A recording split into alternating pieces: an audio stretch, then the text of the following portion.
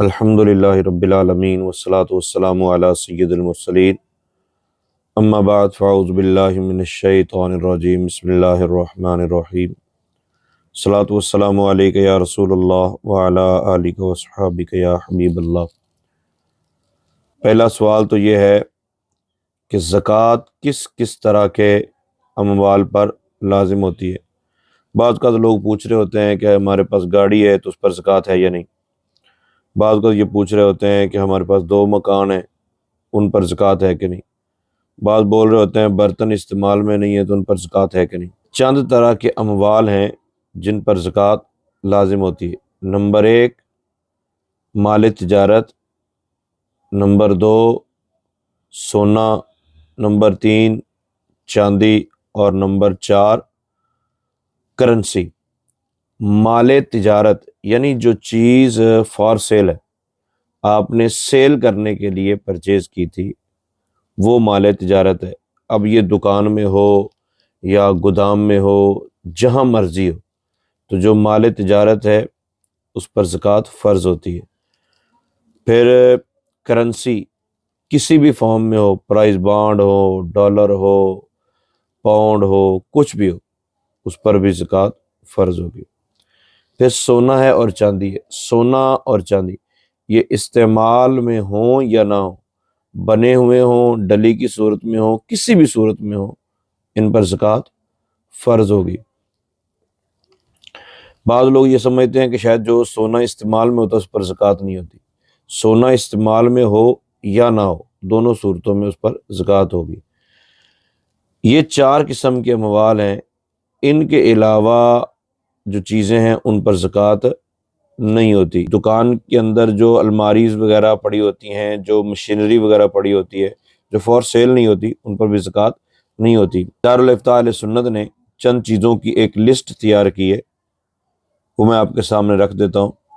مکان جس میں بندے کی رہائش ہوتی ہے، فرنیچر، گودام، کتابیں، دکان، فلیٹ، موبائل، لیپ ٹاپ، CCTV کیمراز یا دیگر مشینری جو CCTVs کے لیے ہوتی ہے، جنریٹر، خالی پلاٹ، فیکٹری کی زمین و عمارت، اوزار، کاؤنٹر ٹیبل، کار، بائک، کھیل کا سامان، کرائے پر دی گئی دکان، فریج، ضرورت سے زائد کپڑے، فارم ہاؤس، فیکٹری کی مشینیں، دکان کے showcases, TV، dish, LCD، artificial زیورات، ہیرے جواہرات، تزئین و آرائش کا سامان، گھر یا دکان میں لگا AC، کرائے پر دیا گیا رکشہ، کرائے پر دیا ہوا گھر۔ یہ وہ چیزیں ہیں جن پر زکوٰۃ فرض نہیں ہوتی۔ لیکن اگر یہی چیزیں آپ نے مال تجارت کے لیے، مال تجارت کے طور پر رکھی ہیں، مثال کے طور پر فلیٹ جو ہے اس پر زکوٰۃ نہیں ہے، لیکن اگر فلیٹ آپ نے اس لیے پرچیز کیا ہے کہ آپ نے اس کو سیل کرنا ہے تو اس پر زکوٰۃ ہے۔ اب خراج مشین کی جو ساری اماؤنٹ ہوتی ہے اس پر زکوٰۃ نہیں ہے، کیونکہ ہم نے اس کو فار سیل نہیں رکھا ہوتا۔ لیکن اگر کسی فیکٹری میں خراج مشینیں ہی بکتی ہیں تو ظاہر اس پر زکوٰۃ ہے۔ گاڑی ہم نے گھر میں رکھی ہوئی ہے، 2 رکھی ہوئی، تو دونوں پر زکوٰۃ نہیں، ٹھیک ہے۔ 2 بائکس ہیں، ان پر دونوں پر زکوٰۃ نہیں۔ لیکن کسی کا بائکس کا شو روم ہے تو ظاہر ہے اس کے لیے وہ مال تجارت کے طور پر اس پر زکوٰۃ ہوگی، ٹھیک ہے۔ اسی طرح کپڑا ہے، اب میں نے کپڑے کا بولا تو کپڑوں پر زکوٰۃ نہیں ہے۔ جو گھر میں پہننے کے لیے کپڑے رکھے گئے ہوتے ہیں ان پر زکوٰۃ نہیں ہے، اگرچہ سال بعد ہی پہنے جاتے ہوں، ان پر زکوٰۃ نہیں۔ لیکن اگر کسی کپڑے کی دکان ہے، اگر کسی کا بوتیک ہے، تو اس کے لیے تو وہ کپڑا مال تجارت ہے۔ تو مال تجارت کے طور پر جو چیز ہوگی وہ فار سیل ہے، ٹھیک ہے، مال تجارت ہے، اس پر زکوٰۃ ہے۔ لیکن یہ جو چیزیں میں نے آپ کو گنوائی ہیں، یہ اپنے استعمال میں ہوں یا اپنے استعمال کے لیے ہوں تو ان پر زکوٰۃ نہیں ہوگی۔ سونا چاندی کتنا ہوگا تو اس پر زکوٰۃ ہوگی، پیسے کتنے ہوں گے تو اس پر زکوٰۃ ہوگی۔ اس میں آپ نے جو بیسک چیز ذہن میں رکھنی ہے وہ یہ ہے کہ زکوٰۃ فقراء کے فوائد کے لیے، فقراء کے فائدے کے لیے۔ تو اگر کسی کے پاس صرف سونا ہے تو جب تک وہ 7.5 تولے نہیں ہوگا اس وقت تک وہ زکوٰۃ والا مال نہیں ہے، اس پر زکوٰۃ نہیں ہوگی۔ اور اگر کسی کے پاس صرف چاندی ہے تو جب تک 52.5 تولے چاندی نہیں ہوگی اس پر زکوٰۃ نہیں ہوگی۔ اور اگر کسی کے پاس کچھ سونا ہے اور کچھ پیسے ہیں، جس طرح کہ ہمارے ہاں عموماً ہوتا ہے کہ جس کے پاس آدھا تولہ سونا بھی ہے، پیسے تو آلریڈی اس کے پاس ہوں گے، ٹھیک ہے، اور کچھ چاندی ہے اور کچھ پیسے ہیں، یا کچھ سونا ہے اور کچھ چاندی، یعنی دو نصاب آپس میں مکس ہو گئے، مال تجارت بھی ہے، کچھ سونا بھی ہے، مال تجارت بھی ہے، کچھ چاندی بھی ہے، کچھ چاندی ہے اور کچھ سونا ہے۔ جب دو تین اموال آپس میں مکس ہوں گے تو اس وقت جو ہم نے اعتبار کرنا ہے وہ دو نصاب ہو سکتے ہیں، یا تو سونا ہو سکتا ہے یا چاندی ہو سکتی ہے۔ تو سونے کے نصاب کا اعتبار کریں گے یا چاندی کے نصاب کا اعتبار کریں گے؟ تو اس کے لیے علماء نے یہ بیان کیا ہے کہ ہم نے اس نصاب کا اعتبار کرنا ہے جس کے اندر فقراء کو زیادہ فائدہ ہو۔ تو فقراء کو زیادہ فائدہ اس وقت ہوگا جب چاندی کے نصاب کا اعتبار کیا، تاکہ زیادہ لوگ زکوٰۃ دیں، زیادہ لوگ صاحب نصاب ہو جائیں گے اور وہ زکوٰۃ دیں۔ تو چاندی کی رقم کا اعتبار کر، چاندی کی رقم 52.5 تولے چاندی کی رقم 1,10,000 1,15,000، یا جو آپ جب بھی ویڈیو سن رہے ہیں اس وقت آپ کرنٹ ریٹ کا اعتبار کریں کہ آپ پر جس وقت زکوٰۃ فرض ہوئی ہے، آپ کا سال پورا ہوا ہے، اس وقت جتنی اماؤنٹ آپ کے پاس موجود ہے اس کا اعتبار کر کے پھر چاندی کی رقم کا اعتبار کریں، تو جتنی اماؤنٹ موجود ہے اس کے اعتبار سے زکوٰۃ نکالیں گے۔ یہ دیکھ لیں گے اگر تو لاکھ سے نیچے بنتی ہے تو ظاہر ہے پھر وہ صاحب نصاب نہیں رہے گا، اور اگر لاکھ سے اوپر بنتی ہے، 1,10,000 بنتی ہے، 15 بنتی ہے، یا چاندی کے ریٹ اپ ڈاؤن ہوتا رہتا ہے، تو 52.5 تولے چاندی کی رقم کے مطابق اگر وہ رقم بن رہی ہے تو بندہ زکوٰۃ دے گا۔ مثال کے طور پہ کسی کے پاس 1 تولہ سونا ہے اور 2-4 ہزار روپے ہے تو وہ بندہ صاحب نصاب ہے، کیونکہ دو نصاب آپس میں مکس ہو گئے، جو دونوں نصاب ملا کے 2 لاکھ روپیہ اگر بن جاتا ہے تو چاندی کی رقم 52.5 تولے چاندی کی رقم سے تو بہت زیادہ ہے، لہذا وہ صاحب نصاب ہوگا۔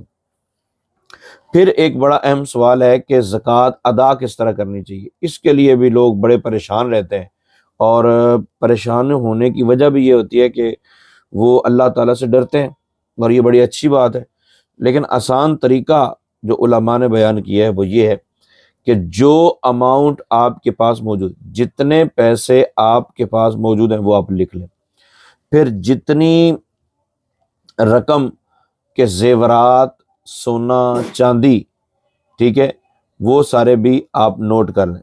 سونا چاندی جتنی آپ کے پاس موجود ہے وہ بھی آپ نوٹ کر لیں، یعنی اس کی اماؤنٹ لکھیں کتنی، اور اماؤنٹ وہ لکھنی ہے سونے اور چاندی کے اوپر۔ یہ سوال پیدا ہو سکتا ہے کہ جب ہم نے سونا لیا تھا اس وقت تو 1,00,000 روپے تولہ تھا، ٹھیک ہے، جب ہم نے چاندی لی تھی اس وقت تو 5,500 روپے تولہ تھی، اور اب چاندی کی رقم بڑھ گئی ہے، تو اب کی رقم کا اعتبار کریں گے، اب کے ریٹ کا اعتبار کریں گے، یا جس وقت ہم نے پرچیز کیا تھا اس ریٹ کا اعتبار کریں گے۔ تو یاد رکھیے، مال تجارت ہو، سونا ہو، چاندی ہو، ڈالر ہو، یا کوئی بھی کرنسی ہو، آپ نے اس کا کرنٹ جو ریٹ ہے اس کا اعتبار کرنا ہے۔ سونا آپ نے 5,000 روپے تولہ بھی اگر پرچیز کیا ہوا ہے تو اب اگر وہ 2 لاکھ کو ہے تو آپ نے 2 لاکھ کا اعتبار کرنا ہے، ٹھیک ہے۔ تو یہ ساری اماؤنٹ جمع کر لینی ہے آپ نے۔ پھر جو لوگوں کو پیسے آپ نے بطور قرض دیے ہوئے، مال تجارت کے طور پر نہیں، آپ نے شراکت کی ہے وہ ایک الگ بات ہے، ٹھیک ہے، آپ نے جو پیسے ان کو بطور قرض دیے ہوئے ہیں، جو لوگوں سے پیسے لینے ہیں، وہ بھی لکھ لیں۔ اچھا، سوال پھر یہ پیدا ہوتا ہے کہ جو پیسے ہم نے لوگوں سے لینے ہیں، علماء بعض یہ بیان کرتے ہیں کہ جب وہ پیسے واپس آئیں گے تو اس وقت ان پر زکوٰۃ دینی لازم ہوگی۔ زکوٰۃ فرض تو ہو جائے گی، وہ مال تو زکوٰۃ والا ہی ہے، لیکن دینی اس وقت فرض ہوگی جب وہ مال واپس آئے گا، تو ابھی تو ہمارے پاس مال واپس آیا ہی نہیں۔ تو اس کا جواب یہ اپنے ذہن میں رکھنا ہے کہ ہمارے ہاں جو رواج ہے وہ یہ ہے کہ زکوٰۃ دوران سال ہم نہیں دیتے۔ ہمارے ہاں روٹین یہ بنی ہوئی ہے کہ ہم نے رمضان میں زکوٰۃ دینی، ہم نے شعبان میں زکوٰۃ دینی، ہم نے رجب میں زکوٰۃ دینی، اپنا ایک روٹین ہے۔ تو بہتر یہ ہے کہ ہم لوگ جس وقت زکوٰۃ دے رہے ہوں اس وقت جو لوگوں سے پیسے وصول کرنے ہیں ان کی بھی زکوٰۃ ساتھ میں دے دیں، تاکہ دوران سال جب وہ پیسے واپس آئیں تو پھر الگ طور پہ ان کا حساب کرنا مشکل نہ ہو جائے۔ آپ نے ساری اماؤنٹ جمع کر لی، جو آپ کے پاس موجود ہے وہ بھی لکھ لی، بینک اکاؤنٹ میں موجود ہے وہ بھی لکھ لی، سونا چاندی کی جو کرنٹ ویلیو ہے اس اعتبار سے آپ نے وہ بھی لکھ لی، اور اگر کوئی سامان ہے آپ کے پاس، چاہے پلاٹ ہیں وہ اپنے فار سیل، ٹھیک ہے، مال تجارت کے طور پر رکھے ہوئے ہیں، تو ان کی جو کرنٹ ویلیو ہے وہ آپ لکھ لیں، لوگوں سے جو پیسے لینے ہیں وہ بھی لکھ لیں۔ یہ سارے پیسے لکھنے کے بعد یہ آپ کا نصاب ہو گیا۔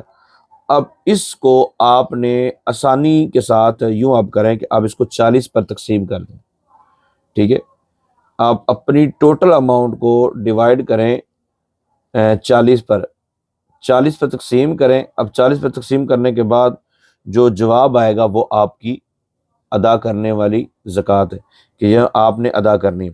اچھا، اب بعض لوگ کہتے ہیں وہ تو 2.5% ہوتا ہے، بھائی 40 پر تقسیم کریں گے تو 2.5% ہی نکلے گا، ٹھیک ہے، وہ 2.5% نکل آئے گا جب آپ اس کو 40 پہ ڈیوائڈ کریں گے آپ کی ٹوٹل اماؤنٹ کو۔ تو یہ آپ نے کر کے اس طرح زکوٰۃ نکال دینی۔